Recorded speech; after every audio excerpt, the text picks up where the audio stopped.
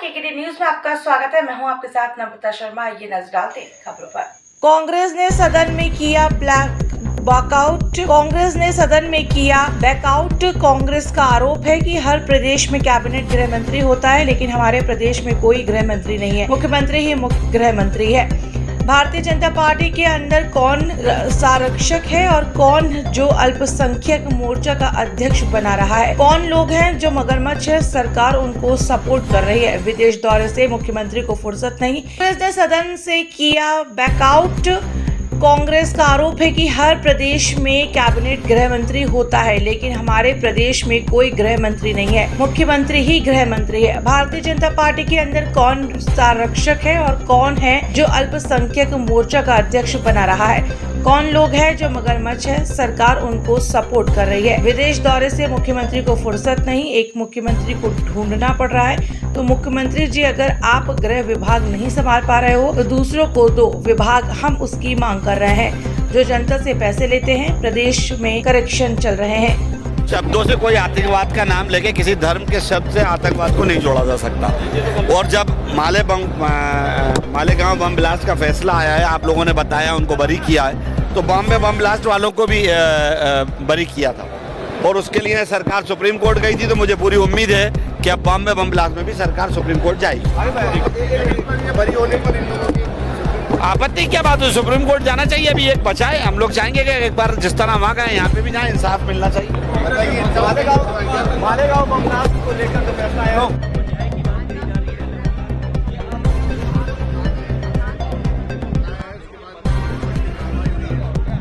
देखिए, मकान तोड़ने के पक्ष में बिल्कुल नहीं है। न्यायपालिका है। परिवार का एक आदमी अगर मुजरिम है, आप उसको सजा दो। न्यायपालिका किस चीज के लिए?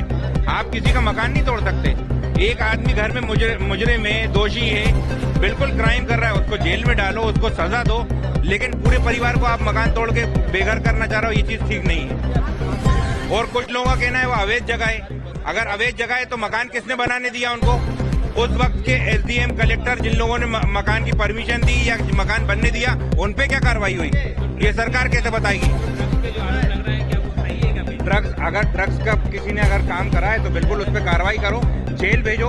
और इसकी बाकायदा अपन को देखना चाहिए, ढूंढना चाहिए कि हम क्या कर रहे हैं। आप देखिए, मध्य प्रदेश के नौजवान बच्चों का भविष्य अंधकार में डाल दिया गया। क्या ये चीज सही है? और मेन बात ये है कि ये ड्रग्स कहाँ से रहा है?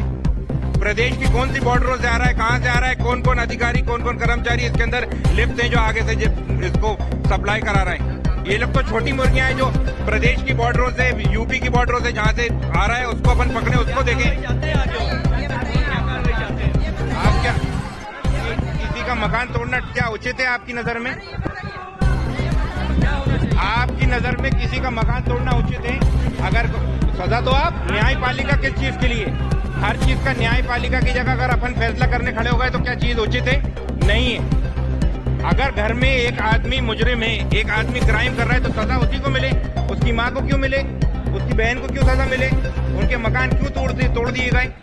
और अगर अवैध बन रहे थे तो इससे पहले जिन लोगों ने अवैध मकान बनवाए हैं, उस तत्कालीन नगर निगम कमिश्नर, कलेक्टर, एसडीएम, उन लोगों ने मकान बनवाए, तो उस पर क्या कार्रवाई हुई? कहीं ना कहीं उनका संरक्षण तो होगा ना। उस वक्त की आप जांच करो और पकड़ के उन पे भी सजा दो। एक आदमी देखिए, ये तो क्या है? देखिए, ये तो स्टंटबाजी है। हमारे रामेश्वर भाई को मंत्री बनना है तो कुछ ना कुछ करके वो चाहते हैं कि ऐसी स्टेटमेंट दे दो, हिंदू मुस्लिम को भड़का लो, लड़ा लो, झगड़ा लो, जिससे उनको फायदा हो जाए। मैं कह रहा हूँ अभी विस्तार भी नहीं होना। अभी मुझे नहीं लगता उनको मंत्री बनाएंगे।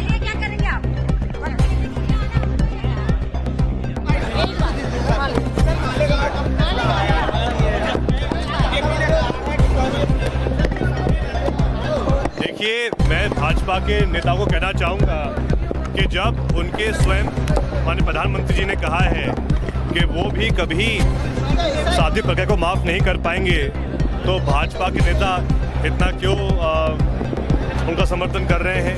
मैं तो यही कहना चाहूँगा, देखिए, कोर्ट का फैसला अपनी तरफ है, मैंने अभी फैसला पढ़ा नहीं है, लेकिन जो मेरी निजी सोच है कि जो लोग खुलेआम गोडसे का समर्थन करते हैं, हम उनका साथ कभी नहीं दे पाएंगे, क्योंकि आखिर जो लोग आज भी खुद को गोडसे समर्थक बताते हैं, वो कहीं ना कहीं हमारे देश, हमारे भारत की जो मूल विचारधारा है उससे खिलाफ है, नहीं दे रहे हैं। मेरी भी सलाह रहेगी, मतलब विपक्ष के विधायक के रूप में नहीं, लेकिन एक प्रदेश के नागरिक के रूप में, कि हर सरकार में कैबिनेट गृह मंत्री होना अनिवार्य रहता है, क्योंकि जो पूरे प्रदेश की जो कानून व्यवस्था होती है वो उसकी जिम्मेदारी होती है। और कहीं ना कहीं क्योंकि आज मध्य प्रदेश में अलग से स्वतंत्र कैबिनेट गृह मंत्री नहीं है, तो उसका असर वर्तमान में दिख रहा है, क्योंकि लगातार जो घटनाएं हो रही हैं उसमें स्पष्ट दिखता है कि जो नियंत्रण होना चाहिए है मंत्रालय का गृह विभाग के ऊपर, आज वो नियंत्रण नहीं है, जिसका परिणाम है कि ये सब घटना घटित हो रही है।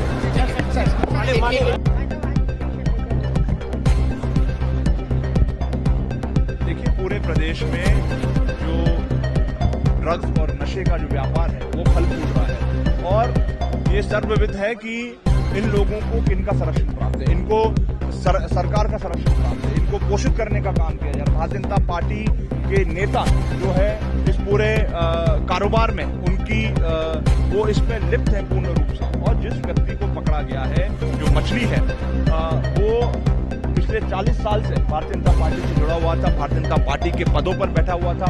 सरकार कार्रवाई के नाम पर छोटी मोटी कार्रवाई करती है, एक छोटी मछलियों को पकड़ने का काम करती है, लेकिन जो बड़े मगरमच्छ है, जिसमें एक जो वीडियो जारी किया है मछली ने, उसने कहा है कि जो बीजेपी के 2 बड़े नेता हैं, उन बड़े नेता जिनका वो जिक्र कर रहा है, उस पर भी सरकार को अपनी जांच एजेंसियां बिठा करके वो 2 लोग कौन हैं उनकी पड़ताल करनी चाहिए और उनके खिलाफ भी जो है कार्रवाई करना चाहिए।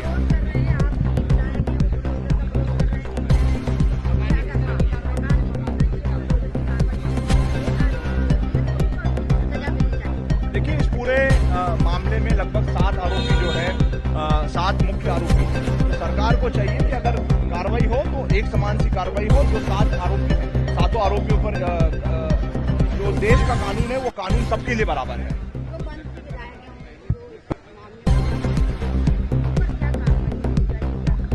निश्चित रूप से जब इतना बड़ा साम्राज्य अगर कोई खड़ा करता है तो बिना सरकार की मदद से, बिना नेताओं की मदद से ये खड़ा नहीं हो पाता है।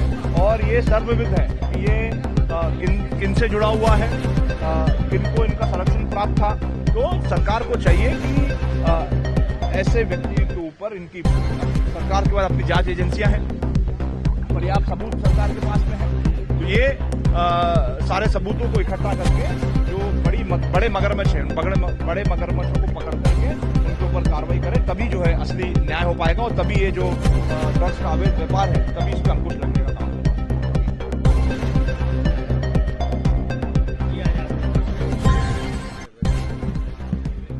ये जो ड्रग माफियाओं का जाल है मध्य प्रदेश में इस प्रकार से फैला है, जैसे कोई सरकार की योजना हो कि सरकार अपनी योजना को इम्प्लीमेंट करती है, वैसे ही उन्होंने ड्रग माफिया को चप्पे चप्पे तक पहुंचा दिया।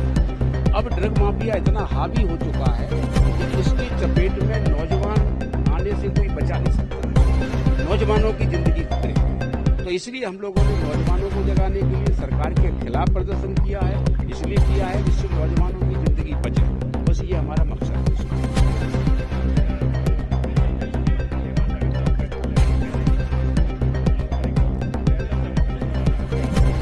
वो उनका अपना संगठन है, वो बेहतर कभी बनाते हैं, बनाएंगे।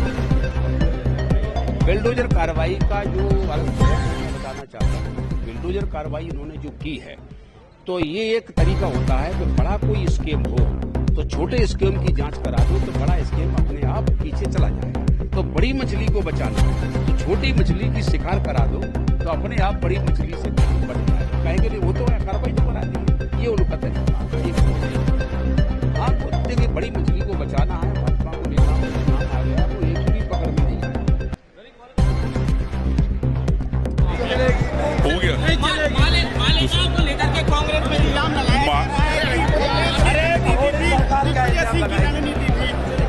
माननीय हाईकोर्ट का निर्णय है, अब कोर्ट का निर्णय है, तो मैं समझता हूं कि माननीय न्यायालय ने जो फैसला दिया है